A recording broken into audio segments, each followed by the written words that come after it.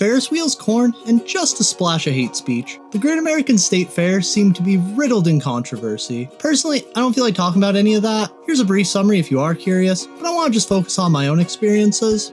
The fairground consisted of a variety of different exhibits, representing all 50 US states and territories, with the exception of a few states that opted out of participating.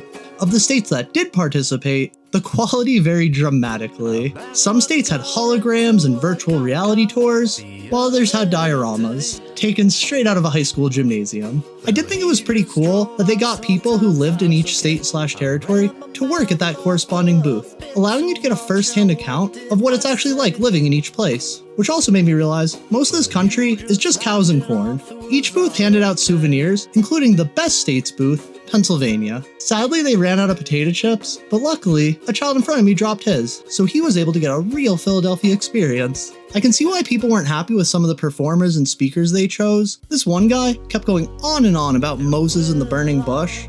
Like, is a state fair really an appropriate place to be lecturing people about STDs? I did feel kind of bad for some of the speakers, because literally no one was paying any attention to them. Everyone was just running around trying to collect all the stamps for their passports. They handed out these little books filled with all the states and territories, and when you went to that booth, they stamped your passport, which I thought was a really cool idea. It was like Pokemon Go, if it was invented in the 1800s. But the real crown jewel of the whole fair was this 300-foot monitor playing the greatest film of all time, National Treasure, starring American hero Nicolas Cage. Yeah, the overall vibe was strange as hell, but I still had a good time. I think it was a really cool concept, but sadly, it was just poorly executed.